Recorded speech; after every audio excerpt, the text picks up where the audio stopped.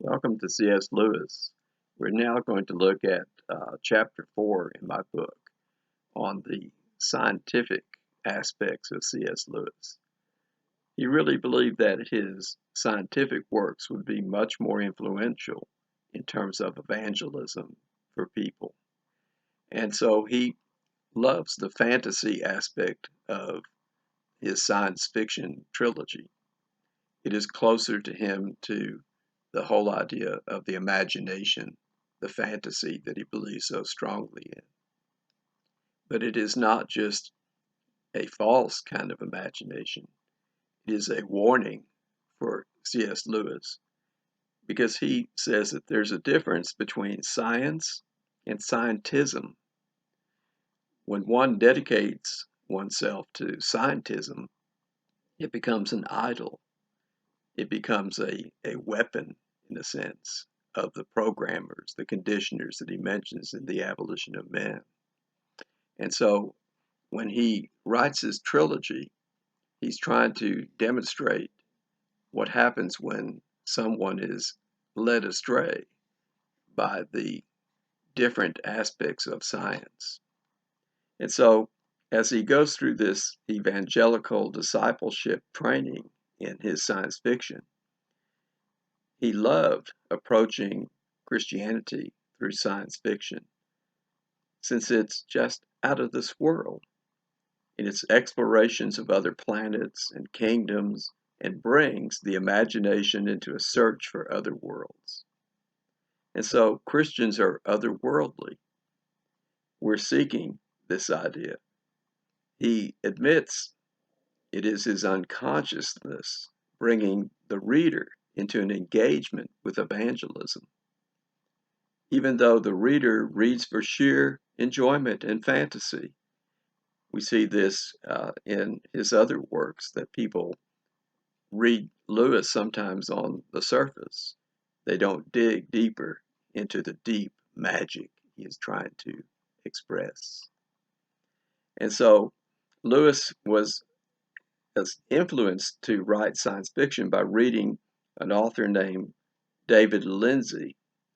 He wrote a book called Archway, a science fiction adventure with a spiritual theme.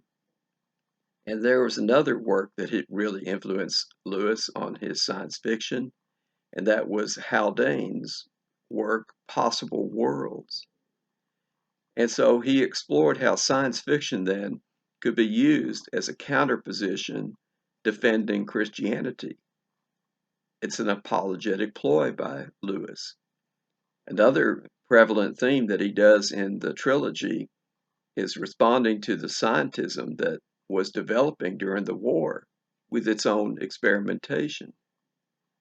Don't forget, the tanks were rolling, the bombs were falling, the mechanism of mankind was taking over during war.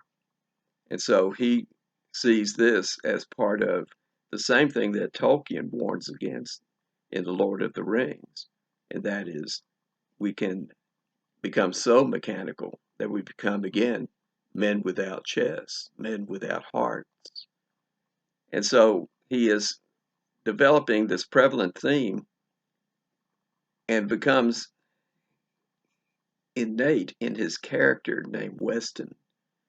And Weston, in these three works of the science fiction trilogy, That Hideous Strength, Out of the Silent Planet, and Paralandra, becomes a focal point for Weston going on this journey.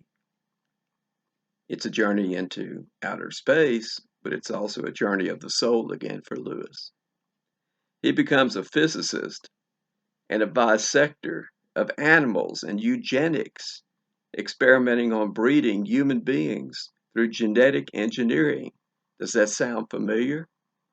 Today we see that same happening in what we call social engineering or biological engineering. And so one only needs of Hitler and his experiments during the war. In addition, Weston doesn't need the classics and the history anymore.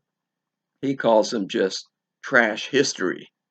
Many of my students don't like the classics and call it trash history.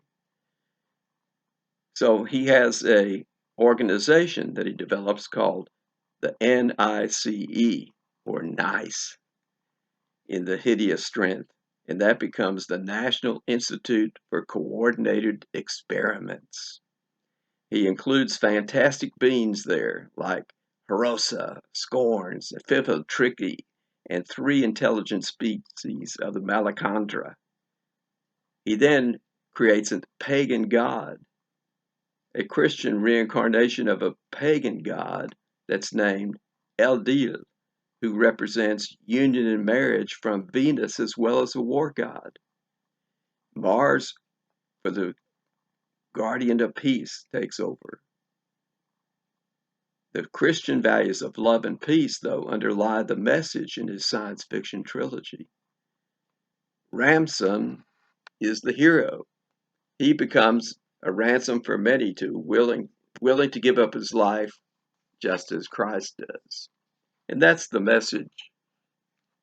Again, just like we see in the Chronicles of Narnia, as we see Aslan as a shadow figure, an archetype for Christ, we see Ransom giving his life as a ransom, as Christ gave his life for you.